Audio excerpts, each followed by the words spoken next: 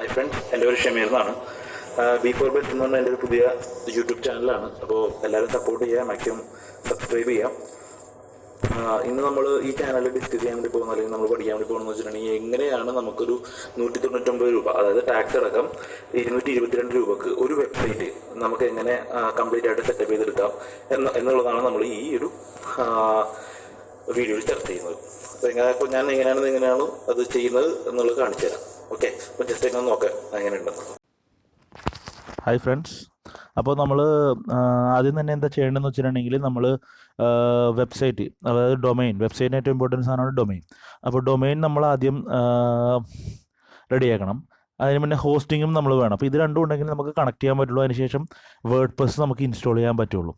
So നമുക്ക് WordPress install ചെയ്യണമെന്നുണ്ടെങ്കിൽ ആദ്യം നമ്മൾ എന്താ ചെയ്യേണ്ടതെന്ന് വെച്ചിട്ടുണ്ടെങ്കിൽ ആദ്യം ഡൊമൈൻ നമ്മൾ ഹോസ്റ്റിംഗ് സ്പേസ് എന്നിട്ട് ഫ്രീ അക്കൗണ്ട് വഴി എടുക്കും. അതിനുശേഷം നമ്മൾ ഒരു ഡൊമൈൻ പർച്ചേസ് ചെയ്യും. അതിനുശേഷം ഈ ഡൊമൈൻ നമ്മൾ വെബ്സൈറ്റുമായി കണക്ട് ചെയ്യും. കണക്ട് ചെയ്തതിന് ശേഷം നമ്മൾ എന്താ ചെയ്യേണ്ടതെന്ന് വെച്ചിട്ടുണ്ടെങ്കിൽ അപ്പോൾ ഒരു വെബ്സൈറ്റ് ആയി നമുക്ക്. അപ്പോൾ വെബ്സൈറ്റ് ആയതിനു ശേഷം അതിലേക്ക് നമ്മൾ വേർഡ്പ്രസ് ഇൻസ്റ്റാൾ ചെയ്ത് സൈറ്റ് കസ്റ്റമൈസ് ചെയ്യുകയാണ് ചെയ്യുന്നത്. നമ്മുടെ തീം കസ്റ്റമൈസ് ചെയ്യുക ചെയ്യുന്നത്. അപ്പോൾ അതെങ്ങനെയാണെന്ന് നോക്കാം. ആദ്യം തന്നെ നമുക്കൊന്ന് ഡൊമൈൻ നമുക്ക് എന്താ പറയുക, ഒന്ന് സെർച്ച് മീൻസ് ഏറ്റവും ചീപ്പ് വെബ് ഹോസ്റ്റിംഗ് നമുക്ക് എടുക്കാം ആദ്യം തന്നെ. അപ്പോൾ അതിന് വേണ്ടിയിട്ട് ഫ്രീ വെബ് ഹോസ്റ്റിംഗ് എന്ന് ഗൂഗിളിൽ സെർച്ച് ചെയ്തതിന് ശേഷം നമുക്ക് ഒരുപാട് ഓപ്ഷൻ ഇവിടെ കാണാം. ഇതിൽ ഹോസ്റ്റിംഗർ എന്ന് പറഞ്ഞൊരു ഓപ്ഷൻ നമ്മൾ സെലക്ട് ചെയ്യുന്നു. സോ ഹോസ്റ്റിംഗറിൻ്റെ കയറി, ഹോസ്റ്റിംഗറിൻ്റെ അല്ല, ഇത് ബേസിക്കലി 000 webhost.com എന്ന് പറഞ്ഞ സൈറ്റാണ് ബേസിക്കലി ഇത് ഹോസ്റ്റിംഗർ സൈറ്റിൻ്റെ അകത്ത് അവർ ട്രാഫിക് കിട്ടാൻ വേണ്ടി ചെയ്തിരിക്കുകയാണ്. ബേസിക്കലി ഇത് 00 webhost എന്ന് പറയുന്നത് ഒരു സൈറ്റാണ്. ഇവർ തമ്മിൽ ചെറിയൊരു ടൈപ്പുള്ള കമ്പനികളാണ്. ഇവർ 2012 മുതൽ ഞാൻ ഈ എന്താ പറയുക 00 webhost ഉപയോഗിക്കുന്നുണ്ട്.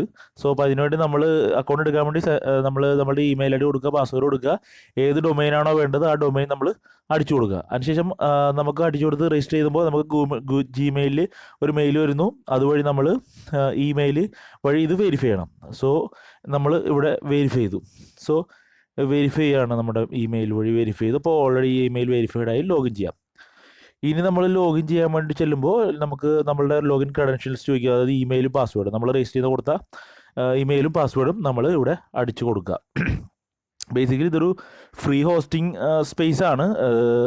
എന്താ പറയുക, അത്ര ആക്യുറേറ്റ് ആയില്ലേ. കാരണം വെച്ചിട്ടുണ്ടെങ്കിൽ ബാൻഡ് വിഡ്ത്തൊക്കെ കണക്കായിരിക്കും. കാരണം ഇപ്പം ഒരുപാട് ട്രാഫിക്, ഒരുപാട് ആളുകൾ നമ്മുടെ സൈറ്റ് വിസിറ്റ് ചെയ്യാനാണെങ്കിൽ നമ്മുടെ സൈറ്റ് ചിലപ്പോൾ ഡൗൺ ആയി പോകുന്നല്ല പോകും. കാരണം എനിക്ക് അങ്ങനത്തെ ഒരു അനുഭവം ഉണ്ടായിട്ടുണ്ട്. അപ്പോൾ അതോടുകൂടിയാണ് ഞാൻ പ്രീമിയം ഹോസ്റ്റിങ്ങിലോട്ട് പ്രീമിയം ഹോസ്റ്റിംഗ് എടുക്കാൻ തുടങ്ങിയത് കൂടുതലായിട്ടും. ഇത് ചിലവരിപ്പോൾ ബഡ്ജറ്റ് കുറഞ്ഞ ആളുകൾക്ക് വേണ്ടി ചെയ്തുകൊണ്ടിരുന്നത്. ഇപ്പോൾ നമ്മൾ ഇവിടെ ഓൾറെഡി ലോഗിനായി നമ്മൾ. സോ ലോഗിൻ ആയതിനു ശേഷം നമ്മൾ അതിൻ്റെ അകത്തേക്ക് പോയി നമ്മളതിന് ശേഷം നമ്മളിപ്പോൾ കൊടുത്ത ഡൊമൈനുകൾ, ഇത് ബേസിക്കലി പ്രീമിയം ഡൊമൈനല്ല, നമുക്കിപ്പോൾ താൽക്കാലികമായി ടെമ്പററി വെച്ച ഡൊമൈനാണത്. ഈ which is the best in നമ്മൾ കൊടുത്തിരിക്കുന്നത്. അതിനുശേഷം ഇവിടെ മാനേജ് വെബ്സൈറ്റും ഉണ്ട്, ഡീറ്റെയിൽസും ഉണ്ട്. ഈ ഡീറ്റെയിൽസിലേക്കാണ് നമുക്ക് കയറേണ്ടത്. അവിടെയാണ് നമ്മളുടെ സംഭവങ്ങളൊക്കെ ഇരിക്കുന്നത്. ഓക്കെ, അപ്പോൾ ജസ്റ്റ് നമ്മൾ ഈ ഡീറ്റെയിൽസും കാര്യങ്ങളൊക്കെ നോക്കുക.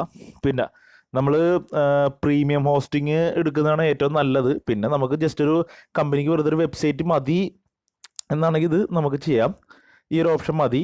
ഒരുപാട് ട്രാഫിക്, ഒരുപാട് ആളുകളൊക്കെ കയറുന്ന ഒരു സൈറ്റാണെന്നുണ്ടെങ്കിൽ നമുക്ക് ഏറ്റവും നല്ലത് നമ്മൾ സ്വന്തമായിട്ട് കുറച്ച് പ്രീമിയം, ഇപ്പം ഞാൻ കൊടുക്കുന്നുണ്ട് 2000 രൂപക്ക് ഞാനൊരു full website means WordPress set ചെയ്ത് കൊടുക്കും. അതായത് ഡൊമൈനും ഹോസ്റ്റിംഗ് എല്ലാം കണക്ട് ചെയ്ത് വേർഡ്പ്രസ് സെറ്റ് ചെയ്ത് കൊടുക്കുന്നുണ്ട്. അപ്പോൾ അങ്ങനത്തെ ഒരു ഓപ്ഷൻ ഞാൻ കൊടുക്കുന്നുണ്ട്. 2500 രൂപയാണ് കംപ്ലീറ്റ് ആയിട്ട്, ഡിസൈൻ അടക്കം 2800 രൂപ വരും. 2000 രൂപയാണ് നമ്മൾ എന്താ പറയുക ഇവിടെ വേർഡ്പ്രസ് വരെ സെറ്റ് ചെയ്ത് കൊടുക്കും. അത് കഴിഞ്ഞ് ഡിസൈനും കാര്യം കസ്റ്റമൈസ് ചെയ്യാൻ വേണ്ടി എല്ലാ ചാർജും കൂടി ആകുമ്പോഴത്തേക്ക് 2800 വരും. 2 ഓപ്ഷനായിട്ട് ചെയ്യാം, 2000 അല്ലെങ്കിൽ 2800. ഇനി എൻ്റെ നമ്പർ ഞാൻ ഈ ഡിസ്ക്രിപ്ഷൻ ഫീൽഡിൽ കൊടുക്കുന്നുണ്ട്. താല്പര്യമുള്ളവർക്ക് എന്നെ വിളിക്കാം. 2800 രൂപ ഒരു ഫുൾ വെബ്സൈറ്റ് കിട്ടും. അപ്പോൾ അങ്ങനെ താല്പര്യമുള്ളവർക്ക് എൻ്റെ കോൺടാക്ട് നമ്പർ വഴി എന്നെ കോൺടാക്ട് ചെയ്യുക, ഇമെയിൽ ചെയ്യുക ചെയ്യാം. അപ്പോൾ ഞാൻ ഡീറ്റെയിൽസ് ഞാൻ കൊടുത്തേക്കാം അവിടെ. ഓക്കെ, സോ കാരണം ഇത് നമുക്ക് ജസ്റ്റ് ഒരു വെബ്സൈറ്റ് ആണെന്ന് പറയാൻ വേണ്ടി മാത്രമേ പറ്റുള്ളൂ. കാരണം നമ്മളിപ്പോൾ ഇത് കഴിഞ്ഞിട്ട് ഇനിയിപ്പോൾ ഒരു ഡൊമൈനും കൂടെ നമ്മൾ പർച്ചേസ് ചെയ്യും. ആ ഡൊമൈനും എടുത്തിരിക്കുന്ന ഹോസ്റ്റിംഗ് സ്പേസും കൂടെ കണക്ട് ചെയ്തപ്പോൾ നമുക്ക് നമ്മുടെ വെബ്സൈറ്റിൻ്റെ ഉള്ള സ്പേസായി, വെബ്സൈറ്റ് കണക്റ്റഡ് ആയി, നമുക്ക് വെബ്സൈറ്റ് ഡിസ്പ്ലേ. ഇനി അതിലേക്ക് നമ്മൾ എന്നിട്ട് വേർഡ്പ്രസ് ഇൻസ്റ്റാൾ ചെയ്യും. ഇവിടെ ഈ ബിൽഡ് വെബ്സൈറ്റ് എന്നുള്ള ഓപ്ഷൻ ഉണ്ടല്ലോ, ഈ നമ്മൾ ഈ ഹോസ്റ്റിംഗ് സ്പേസ് ഡൊമൈനായിട്ട് കണക്ട് ചെയ്തതിന് ശേഷം നമ്മൾ ഇതിപ്പോൾ മൈ വെബ്സൈറ്റ് എന്ന ഓപ്ഷനിലേക്ക് നമ്മൾ ചെല്ലേണ്ടത്. നമ്മൾ ഈ ഡൊമെയിൻ കണക്ട് ചെയ്യും. ഡൊമെയിനും ഈ നമ്മൾ ഡൊമെയിൻ ഇപ്പോൾ പർച്ചേസ് ചെയ്യും. ആ പർച്ചേസ് ചെയ്യുന്ന ഡൊമെയിൻ ഇതിലേക്ക് കണക്ട് ചെയ്തതിന് ശേഷം നമ്മൾ ഇതിലേക്ക് പിന്നെയും തിരിച്ചു വരും. എന്നിട്ട് നമ്മളിപ്പോൾ അപ്ലോഡ് ഓൺ വെബ്സൈറ്റ് എന്ന് പറയുമ്പോൾ നമ്മൾ ഓൾറെഡി നമ്മുടെ കയ്യിൽ HTML കോഡിംഗ് പാക്കേജ് ഉണ്ടെങ്കിൽ നമ്മുടെ വെബ്സൈറ്റിൽ അപ്ലോഡ് ചെയ്ത് നമ്മുടെ വെബ്സൈറ്റ് റൺ ചെയ്യുക HTML സൈറ്റൊക്കെ. പിന്നെ അതേ ഇപ്പോൾ ഇതിലിപ്പോൾ നമുക്കിപ്പോൾ ഇതേ നമ്മൾ ജസ്റ്റ് ഡീറ്റെയിൽസ് എന്ന് പറയുമ്പോൾ ഇതിലിപ്പോൾ എന്താ പറയുക ഓരോരോ ക്രെഡൻഷ്യൽസ് ആണ്. ഇതിൽ ഈ നെയിം സെർവർ ഉണ്ട് NS01.00webhost.com NS02.00webhost.com. ഈ രണ്ട് നെയിം സെർവറാണ് നമുക്ക് ഇമ്പോർട്ടൻ്റ് ആയിട്ട് വേണ്ടത്. ഇത്രയും സാധനങ്ങൾ നമ്മൾ ഇവിടെ ചെയ്യുമ്പോൾ ജസ്റ്റ് അങ്ങനെ ഇങ്ങനെയൊക്കെ ഓരോന്നൊക്കെ ജസ്റ്റ് ഞാൻ നോക്കുന്നുള്ളൂ.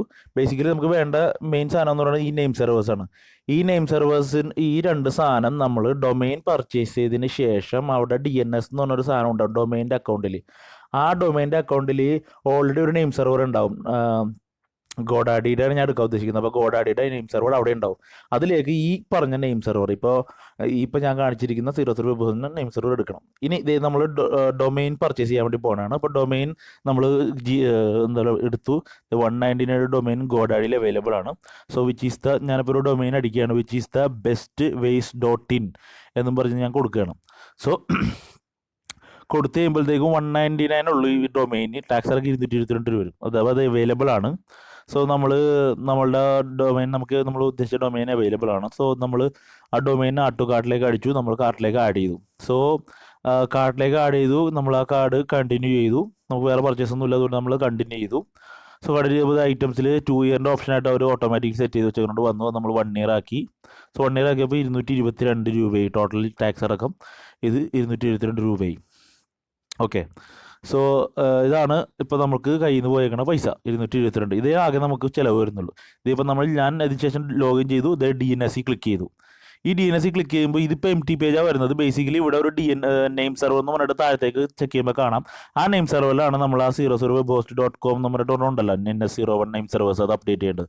അത് അപ്ഡേറ്റ് ചെയ്ത് കഴിഞ്ഞതിന് ശേഷം തിരിച്ച് നമ്മൾ എന്താ പറയുക ഇതിപ്പോൾ ഇവിടെ വന്ന് നമുക്ക് ആ ഡീറ്റെയിൽസ് എടുത്തിട്ടുണ്ടെങ്കിൽ നമുക്ക് നെയിം സെർവർ കിട്ടും.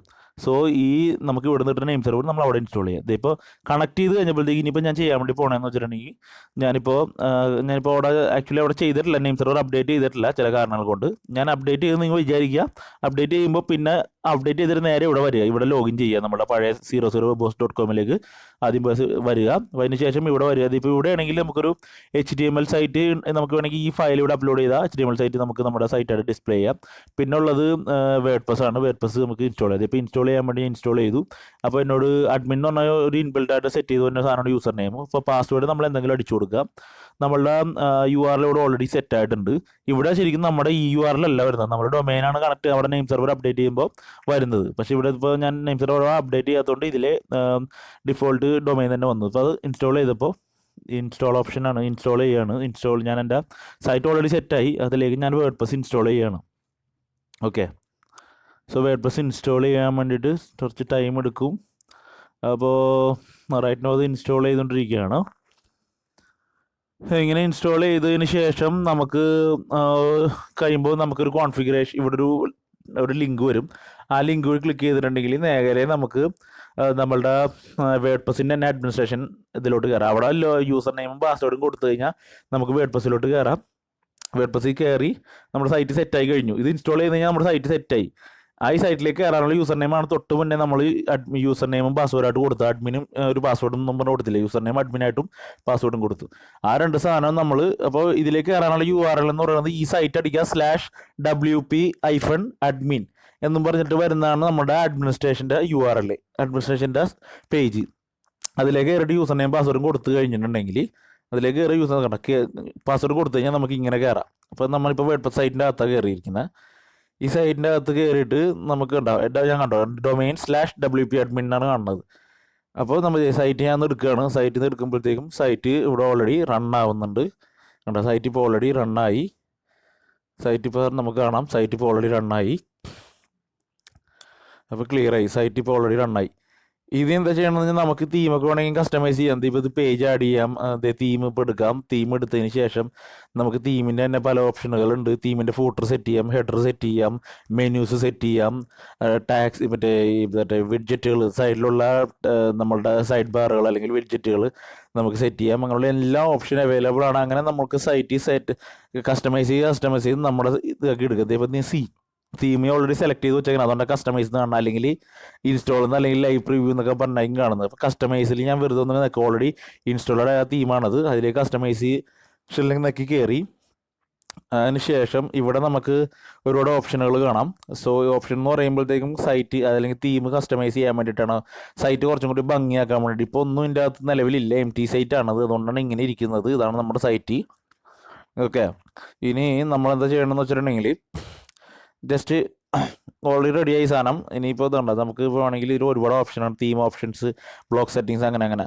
ഇപ്പോൾ ഇതേ സൈഡ് ടൈറ്റ് ഐഡൻറ്റിറ്റിയിൽ ലോഗോ ആഡ് ചെയ്യാം. നമുക്ക് നമ്മുടെ സൈറ്റിൻ്റെ ടൈറ്റിൽ കൊടുക്കാം. SEO ഒക്കെ ഇമ്പോർട്ടൻ്റ് ആയ സംഭവമാണ് സൈറ്റ് ടൈറ്റിൽ, അത് കൊടുക്കാം. പിന്നെ അതുപോലെ തന്നെ വേറെ പല ഓപ്ഷനുകൾ കാണിക്കുന്നുണ്ട്. സോ നമ്മൾ നെക്സ്റ്റ് പോകാൻ വേണ്ടി പോകുന്നത് കസ്റ്റമൈസിലേക്ക് ഒന്നും കൂടി കയറുക. കസ്റ്റമറിന് കയറിയ ശേഷം അവിടെ വേറെ പല ഓപ്ഷനുകൾ കാണാം. തീം ഓപ്ഷൻ അല്ലാണ്ട് ബാക്ക്ഗ്രൗണ്ട് ഇമേജ് നമുക്ക് മാറ്റാം, ഭംഗി കൂട്ടാൻ വേണ്ടി ഫൂട്ടർ ആഡ് ചെയ്യാം. ഫൂട്ടറിൽ ഇപ്പോൾ കോപ്പി റൈറ്റിൻ്റെ സംഭവം കൊടുക്കാം, അല്ലെങ്കിൽ വേറെ എന്തെങ്കിലുമൊക്കെ കൊടുക്കാം. അങ്ങനെ പല ഹോം പേജ് സെറ്റിങ്സ് ആണ്. അത് ഇപ്പോൾ ബ്ലോഗായിട്ട് ഇരിക്കുന്നത് അതൊരു പേജിലേക്ക് മാറ്റി വെബ്സൈറ്റാക്കി മാറ്റി സ്റ്റാറ്റിക് പേജിലോട്ടാക്കിയാലേ അതൊരു വെബ്സൈറ്റായിട്ട് ഫീൽ ചെയ്യുള്ളൂ, അല്ലെങ്കിൽ ഒരു ബ്ലോഗായിട്ട് ഫീൽ ചെയ്യുള്ളൂ. സോ അതുകൊണ്ട് നമ്മളത് ചെയ്തിട്ട് പബ്ലിഷ് ചെയ്തു. എന്ത് അപ്ഡേറ്റ് ചെയ്യുമ്പോഴും പബ്ലിഷ് ചെയ്യുക, നമ്മൾ അപ്പോഴേ അത് ലൈവായിട്ട് കാണാൻ പറ്റുള്ളൂ. സോ നമ്മൾ പബ്ലിഷ് ചെയ്തു. സോ നേരത്തെ ഉണ്ടാകുന്ന സംഭവങ്ങൾ മാറി, പകരം ഒരു പേജ് പോലെ ആയി. ഇവിടെ നമുക്ക് നമ്മുടെ ഡിസൈനൊക്കെ വെച്ച് കസ്റ്റമൈസ് ചെയ്യാം. ബാക്ക്ഗ്രൗണ്ട് കൊടുക്കാം, മറ്റേ ബാനേഴ്സ് കൊടുക്കാം, ഹെഡർ ബാനേഴ്സ് കൊടുക്കാം, ഫൂട്ടറിൽ ഡിസൈൻസ് ആഡ് ചെയ്യാം, ടെക്സ്റ്റ് ആഡ് ചെയ്യാം, കണ്ടന്റ് ആഡ് ചെയ്യാം, ലിങ്ക്സ് ആഡ് ചെയ്യാം, മറ്റേ വിഡ്ജറ്റുകൾ ആഡ് ചെയ്യാം, മെനൂസ് ആഡ് ചെയ്യാം, എന്ത് വേണമെങ്കിലും ആഡ് ചെയ്യാം. സോ അങ്ങനെ ആഡ് ചെയ്തിട്ടുണ്ടെങ്കിൽ നമുക്കൊരു എന്താ ഇതിപ്പോൾ ലോഗിൻ നമുക്ക് ഇവിടെയാണ് നമ്മുടെ ലോഗിൻ ഐഡിയും പാസ്വേഡ് അടിച്ചും കയറേണ്ടത്. ഇതാണ് WP_login, അതായത് നമ്മുടെ വെബ്സൈറ്റിൻ്റെ URL അടിക്കുക, /WP-login അല്ലെങ്കിൽ WP-admin അടിക്കുക. അഡ്മിൻ അടിച്ചാൽ നമുക്ക് നമ്മുടെ യൂസർ നെയിം പാസ്വേഡും കൊടുത്തു കഴിഞ്ഞാൽ നമുക്കിങ്ങനെ കയറിയ ജസ്റ്റ് ഞാൻ നോക്കുന്നുള്ളൂ.